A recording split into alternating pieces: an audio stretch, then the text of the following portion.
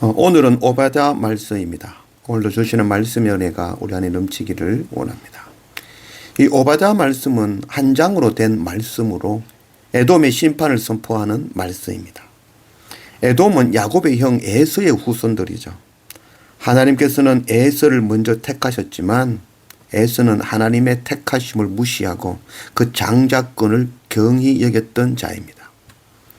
자기 장자권을 빼앗아 삼촌 라반의 집으로 도망갔다가 허벅지 관절이 어긋나 걷지도 못하며 돌아온 그 야곱. 그 야곱을 에서가 보기에는 자기가 가진 재산만도 못했고 또 이미 야곱은 걷지도 못하고 또 야곱과 함께 온 그 종들은 싸움도 할 줄 못하는 야약한 자들이었던 것이죠. 그래서 에서의 눈에는 하나님의 장자권 그 별거 소용없어 보였던 것이죠. 에서는 영적인 가치에 무감각했던 것이죠.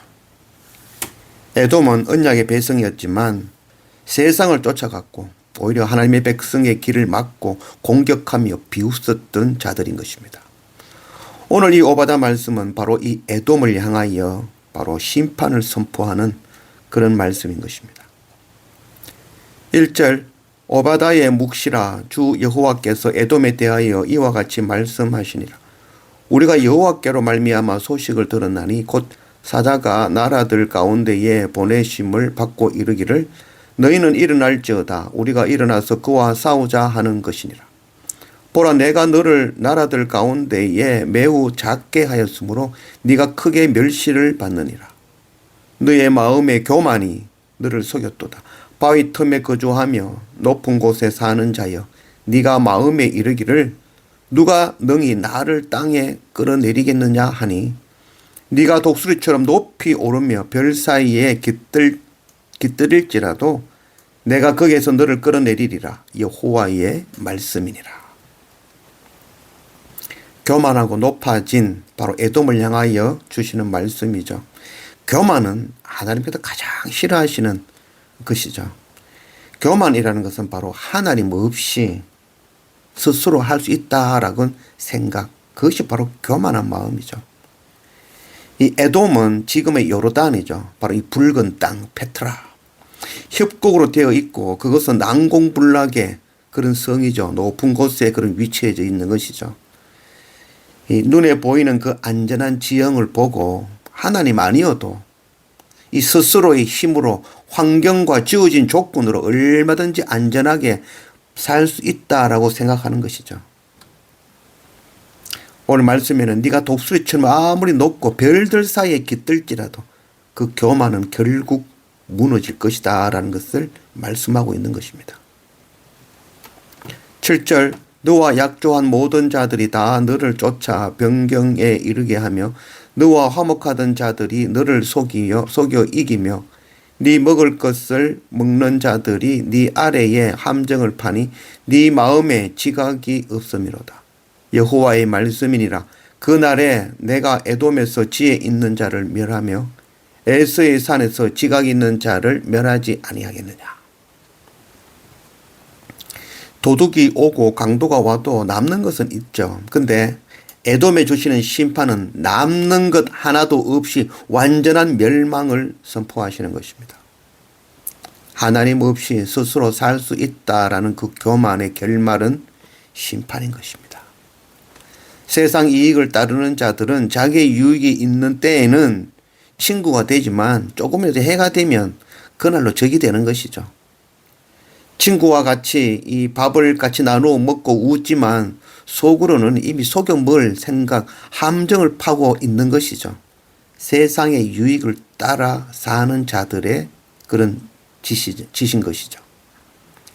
지각이 없는 자는 이렇게 당할 것이다 라고 말씀하시는 것이죠. 그 지각은 바로 하나님을 아는 지각인 것이죠.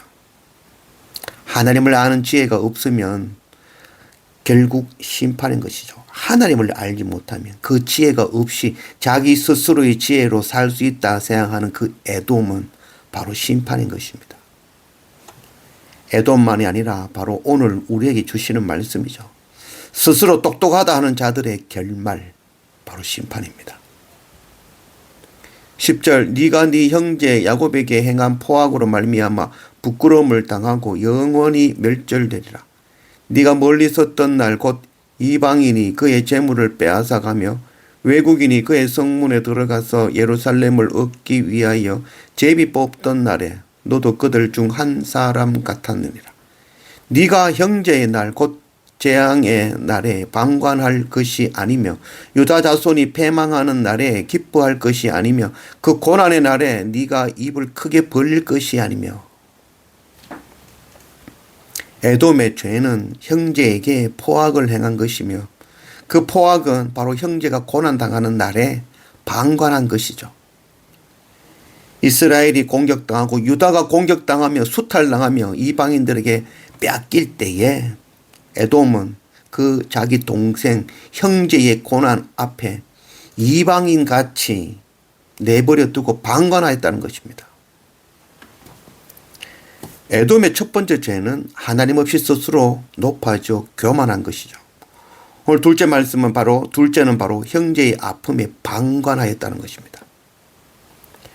교만은 하나님과의 그 사랑을 깨는 것이죠. 하나님을 사랑하지 아니하고 스스로 자기를 사랑하고 자기를 높이는 것이죠. 바로 하나님을 사랑하라는 그 첫 계명을 어기는 것이죠. 하나님이 없이 살 수 없다는 그 교만. 그리고 두 번째는 바로 형제의 아픔을 방관하는 것, 바로 이웃 사랑을 깨는 것이죠. 둘째 계명을 어기는 것입니다. 형제의 아픔에 뒷짐지고 있는 것, 그것이 바로 죄입니다. 형제의 아픔을 보고만 있는 것, 심판받을 죄입니다. 나라와 나라의 아픔을 보고 방관하는 것이 죄입니다. 나 외에 다른 이들의 아픔 보고 방관하는 것, 그것 용서받지 못할 죄라는 것입니다. 복음을 듣지 못하고 심판으로 나가는 형제를 보고도 그들을 향하여 이 생명의 복음 전하지 않는다면 그것이 바로 죄인 것입니다. 선교는 선택이 아니라 당연히 해야 되는 의무인 것입니다. 15절 여호와께서 만국을 벌할 날이 가까웠나니 네가 행한 대로 너도 받을 것인즉 네가 행한 것이 네 머리로 돌아갈 것이라. 세상에 죄가 없는 자는 단 한 사람도 없지요. 음행의 현장에서 그 잡혀온 여인이 돌을 맞아 죽어야 된다면 그곳에 있는 모든 사람들도 다 돌에 맞아 죽어야 되는 것입니다. 그러나 그 여인이 용서되어진다면 나도 용서되어질 수 있는 것입니다. 음행의 현장에서 잡힌 그 여인만 음행한 자가 아니죠. 그 여인은 재수가 없어서 현장에서 잡혔을 뿐인 것이죠. 나도, 우리도 동일하게 날마다 음행을 품고 있지만 아무도 모르고 잡히지 않았을 뿐인 것입니다. 그 여인을 용서하지 않고 돌로 친다면 그 결과로 나도 그 법에 의하여 돌에 맞아 죽어야 되는 자인 것입니다. 스데반 집사는 자신에게 돌 던지는 자들을 향하여 저들을 용서해달라고 기도하였죠. 스데반 집사도 자기가 죄인 되었다는 것을 아는 것이죠. 이런 죄인을 용서하시고 품어주신 하나님, 당연히 저들도 용서하심이 마땅합니다 라는 것이 바로 스데반 집사의 기도인 것입니다. 마태복음 7장 1절 비판을 받지 아니하려거든 비판하지 말라. 너희가 비판하는 그 비판으로 너희가 비판을 받을 것이요 너희가 헤아리는 그 헤아림으로 너희가 헤아림을 받을 것이니라. 어찌하여 형제 눈 속에 있는 티는 보고 네 눈 속에 있는 덜 보는 깨닫지 못하느냐. 음행한 여인을 돌로 친 자는 동일한 법으로 자기의 음행으로 인하여 심판당하여 돌에 맞을 것입니다. 그러나 음행한 여인을 용서하는 자는 그 용서함으로 인하여 나의 음행이 용서함을 받을 것입니다. 17절 오직 시온산에서 피할 자가 있으리니 그 산이 거룩할 것이요 야곱 족속은 자기 기업을 누릴 것이며 구원받은 자들이 시온산에 올라와서 에서의 산을 심판하려니 나라가 여호와께 속하리라. 모두 다 심판받아 멸망할 것 같지만 그 가운데 반드시 남은 자가 있죠.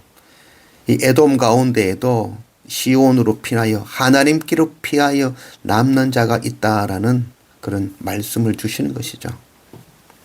하나님의 산 시온으로 피한 자는 구원을 얻을 것이며 하나님 나라의 기업을 얻을 것입니다.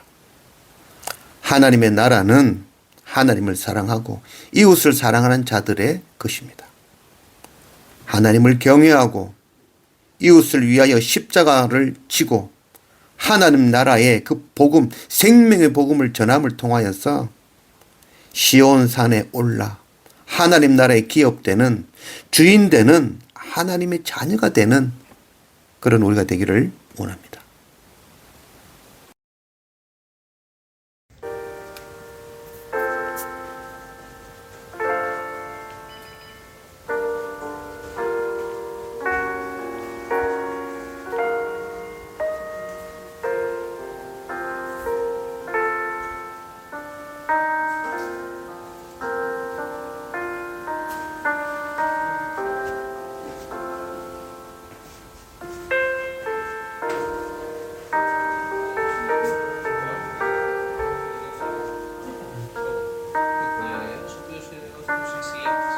Uhum.